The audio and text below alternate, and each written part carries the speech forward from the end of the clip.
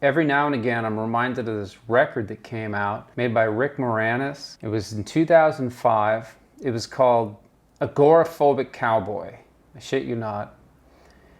It was actually nominated for a Grammy, but then it's just kind of forgotten about. Just kind of like fits in nowhere in the history, country music history timeline. It's just a very, very easy record to forget about. So today I'm going to tell you the story of how this record was made, why you should listen to it, and I'm even going to share some really rare live footage of Rick Moranis playing one of the tracks off this album.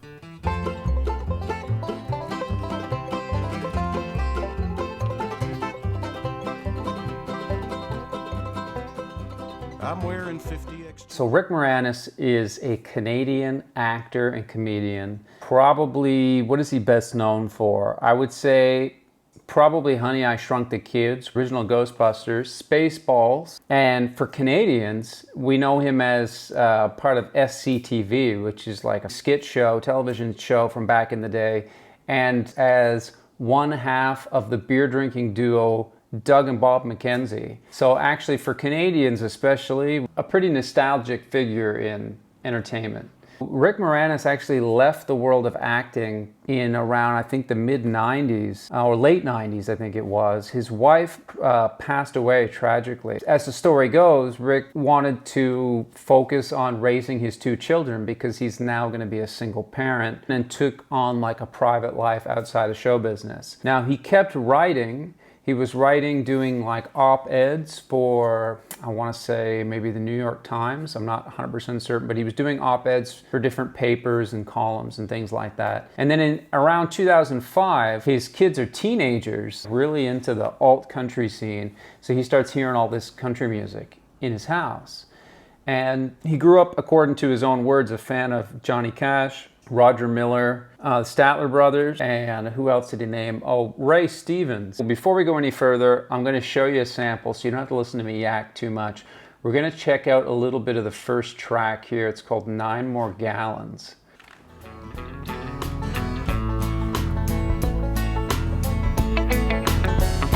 I work all day to pay the rent. Before the money's earned, well, it's all been allocated.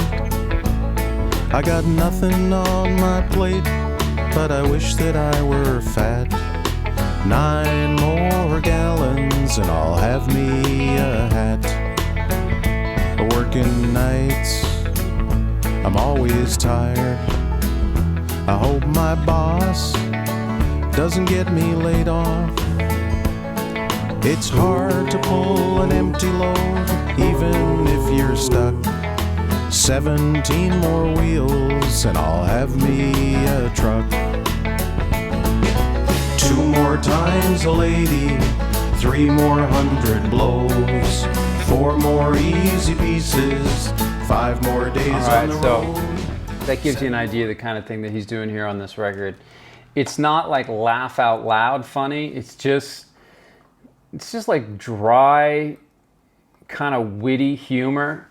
It works for the country field. It definitely works, especially given those influences that he had. It kind of makes sense. And so he gets linked up with a guy named Tony Shear, based out of Brooklyn, New York, I think. And he's worked with Norah Jones and some other big artists. So Rick Moranis said that he spent a couple months at his place, which I don't know if that's a joke, but to spend 2 months living at someone's house making a record is a pretty long time. They didn't bring in any hotshot country players. I mean, I guess you can kind of tell it's not really made in Nashville in a way, but for the average listener, you probably wouldn't even know the difference. Before we get to the infamous I Ain't Going Nowhere track, let's listen to one called, this is track number 4, this is called Press Pound.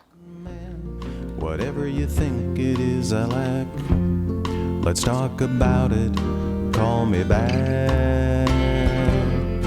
Press 1 if you want me, press 2 if you don't, press 3 if you'll forgive me, press 4 if you won't, press 5 if you doubt me, press 6 if you trust, press pound if you love me, or hang I have an unlimited plan.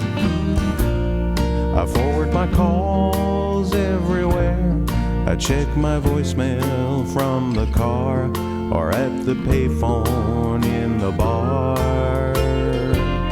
I'm wearing a beeper all the time. I mean, it's pretty good writing, right? It's not just a spoof, it's not just a joke. It's like, they're actually pretty well written songs. I mean, legit. Press 1 if you're remarried. Press 2 if you're gay.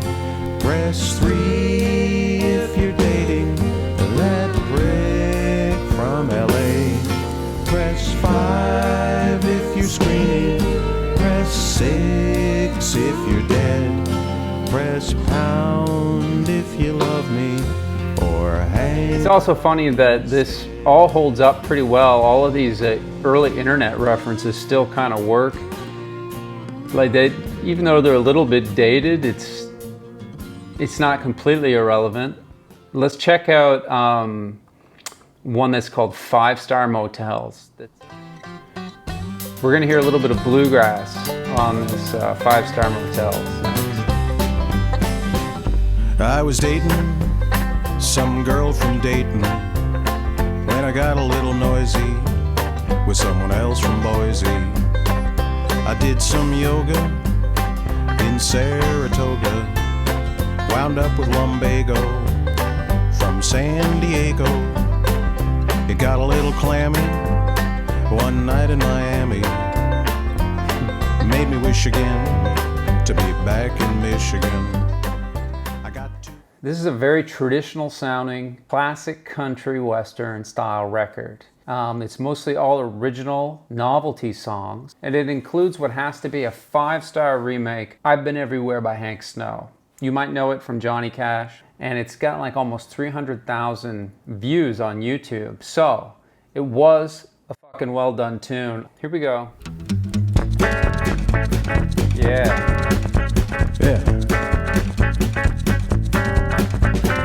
I never go nowhere, man, I never go nowhere. Traffic's bad out there, man, I'm saving wear and tear. I like conditioned air, man, I never go nowhere. I go upstairs, downstairs, backyard, lawn chairs, living room, bathroom, bedroom, furnace room, hot tub, cedar deck, build a fire, washer, dryer, pantry, patio, bar, aroma, video, cold cellar, rec room, ping pong, mahjong, beer count, where, then speed dial, order in. I ain't going nowhere, man, I ain't going nowhere. It's dangerous out there, man, might have been a big bomb scare. Hard to get off of this easy chair, I ain't going nowhere. I go online, DSL, Amazon, buy and sell, eBay, layaway, last bid, noon today, plasma, Judy Judge, broadband, Matt Drudge, JCrew, BNN.com, CNN, JPEG, email, pop-up, Gmail, shower cam, filter, spam, slime, bam, I think it's spam. I ain't going nowhere, man, never gonna go nowhere. It's a bungled jungle out there, man, some kid got mauled by a bear. Surround sound in my own lair, I ain't going nowhere. Here comes my favorite. Ocean, doggy door, mail, call people, Avon, wireless, strobes on, pin code, keypad, relay, pepper spray, home base, interface, 3-zone, plug and play, infrared, photocell, squad car, decibel, choppers up, sonic boom, activate the panic room.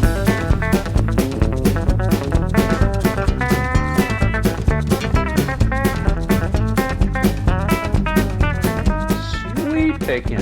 Sorry, here's my Ritalin, Coumadin, Zantac, Lipitor, Diazepam, Nexium, Prevacid, Percocet, Levitra, Levaquin, Elavil, Fosamax, Plavex, Caflex, Next Day, FedEx, Zithromax, Avalox, Flexeril, Topamax, Prozac, Ativan, Adderall, I take them all. I ain't going nowhere, man, never gonna go nowhere. I'm cutting my own hair, man, nothing I need out there.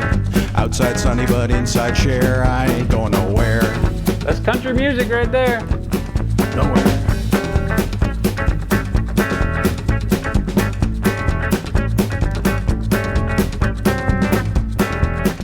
Yeah, that's pretty badass, you gotta admit, that's pretty badass. Rick Moranis, the agoraphobic cowboy. Now, he did put out another album, actually. Yeah, My Mother's Brisket and Other Love Songs. He put this out in 2013. I haven't listened to this record.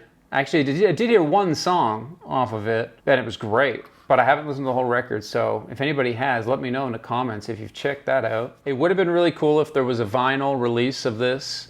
So I think somebody out there who's got a record label has got to put out a reissue of Agoraphobic Cowboy on 12-inch. That's what I think.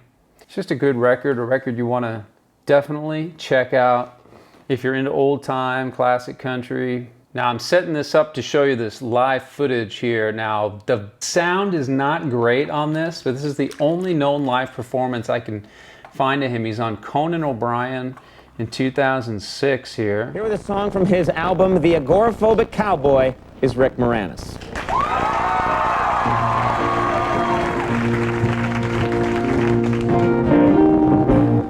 Well, this is hard for me to do, but I can't seem to stop myself.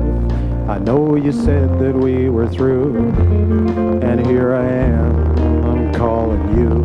Please try to understand.